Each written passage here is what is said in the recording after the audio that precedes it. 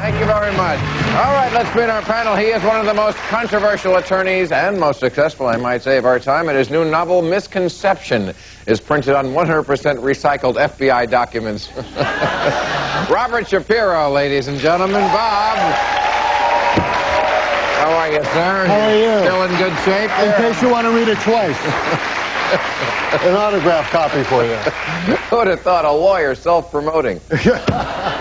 He's the Republican spokesman and the director of Coalitions for House Majority Leader Dick Armey. Horace Cooper, ladies and gentlemen. Horace, how are you, my friend? Always good to have you. She is one of the litigious and prodigious stars of Family Law, Mondays at 10 on another network. Julie Warner, hey. Hi, Bill. Hey, gorgeous. Hi. How you doing? Thank you. And a comedian's comedian, his newest book, Napalm and Silly Putty, is #1 on the New York Times bestseller list. The man who made Harry Potter cry. George Carlin, ladies and gentlemen. There you are. Hello, Thank you. Hi, Robert. How do you do, Howard? How you doing? Good to see you. Okay. Thank you. All right. Now, people are getting tired of me talking about George Bush and the environment, but it's not me. It's George Bush. Every week it just gets worse. Newsweek said last week the Bush administration is homecoming week for the energy industry. And Dick Cheney's task force report is the pregame tailgate party. What they're talking about is Bush, last week paper, front page, Bush picks industry insiders to fill environmental posts. A mining industry lobbyist is the number 2 at the Interior Department. A lobbyist for the National Cattlemen's Beef Association is the chief lawyer. The number 2 at the Environmental Protection Agency, a lobbyist for Monsanto, the chemical company now devoted to agribusiness. The chairman of the Council on Economic Equality, a lawyer who represented General Electric in its fight with the EPA over toxic waste sites. Folks, to say the fox is guarding the hen house, to say that the Nazis are running the Nuremberg trials, to say that the candy man is the dentist, the Corleone family is the head of the gambling commission here. I mean, it's obscene. Bill, back to Earth, please. At least What we now have are people who are competent in the fields that they are working on. We now know more about environmental responsibility. Because they're used to evading them. Because they understand. Yeah, you have to give them credit for one thing. You have to give them credit. They're out in the open now. They're out in the open now. They're not even trying to conceal it anymore. The owners of the country they got their election. They said, we're going to get this election. We put you people in that court for a reason. All right, now's back the time to pay Earth us. for you now. Yeah, forget all that stupid, will you? They're out in the open.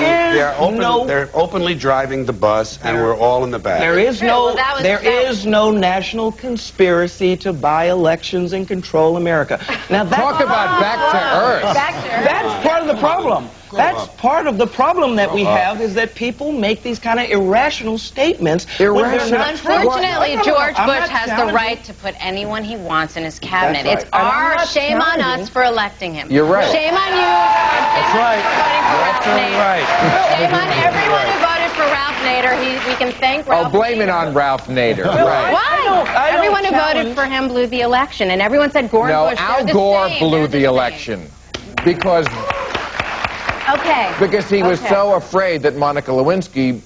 Never mind. No, he was too afraid to have President Clinton, who was popular at that time. But he would have been better than this, and he would have protected the environment. I don't challenge the facts that you present, that those backgrounds are there. What I challenge is the idea that there's some kind of conspiracy about now this. I get to talk. What we haven't had, let me just make this quick point. What we haven't had is a serious question about what to do with all of the energy needs that we have in America. A bunch of liberals want to tell people, you can't drive this car, you can't have these lights on, you can't have a swimming pool. That's the attitude of people who don't understand what business is like. You know what you can have now? You can have gas for $3 a gallon. You can be in California and have blackouts all the time. because of these energy policies. And I love this. Because of the energy policies that were created here in California, not as a result of a conspiracy, but because... You don't need a formal conspiracy when interests converge. These people went to the same universities and fraternities. They're on the same boards of directors. They're in the same country clubs. They have like interests. They don't need to call a meeting. They know what's good for them, and they're getting it. And there used to be 7 oil companies. There are now 3. It will soon be 2. The things that matter in this country have been reduced in choice. There are 2 political parties. There are a handful of insurance companies. There are about 6 or 7 information things. But if you want a bagel, there are 23 flavors because you have the illusion.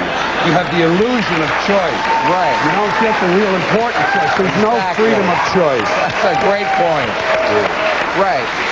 And speaking of $3 a gallon for gasoline, which may finally, as to address your point, wake people up, and you're right. I have no sympathy, as I said last week, for the little guy. Because the little guy... I like that. That was right, exactly. Because he doesn't care. He's never conserved well. He drives an SUV, and he doesn't think this through. Okay, $3 a gallon for gasoline. What did Bush say about it last week? We can't really help you, but if you passed my tax cut, that'll give you the money to pay for that $3. Hey, George, why don't you just cut out the middleman and cut the check right to Exxon? That's you. That's right.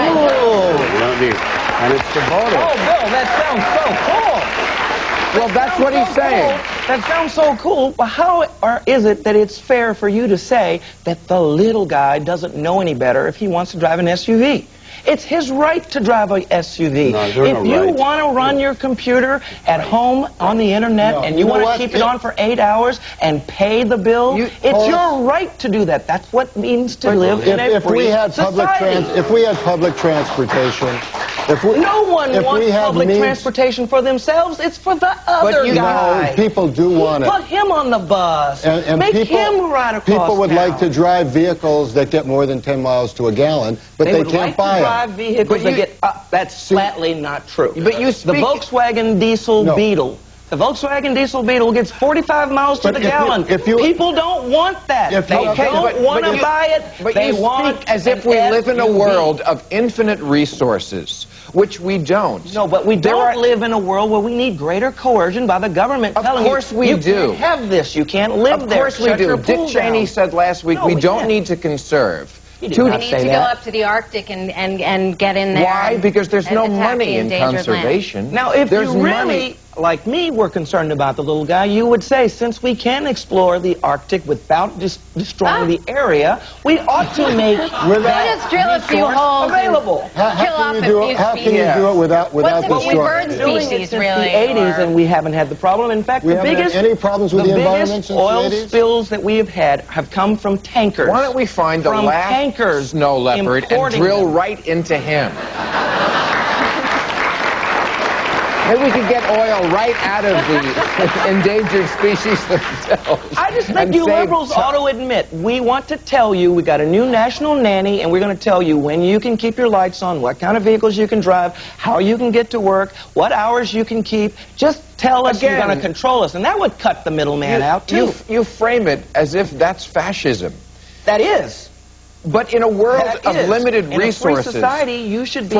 For people who pretend to be leaders, to tell us, you know what, conservation, not really a good idea. They didn't say Building more power. They did not say that. What they did say was having the government come in and tell you what you can do is not the policy that they would embrace. So having the oil companies and the corporations and the boards of directors tell us what we can do. You are not required to buy an SUV. Business should run things. You are not required to run your electricity. You're not required. There are a number of things that you have control over. How can you run a home without electricity? What's that? How can you run your home without electricity? I figured out when I got my bill back in February that was 3 times the size.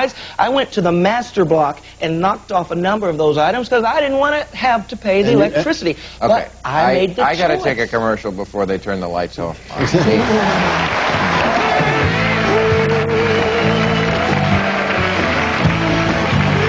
Well, the oldest known surviving pair of Levi's jeans is going to be auctioned on eBay this month, estimated to fetch $25,000. It is from the year 1880. So if you're the winning bidder, don't even think of using the condom in the back pocket. Politically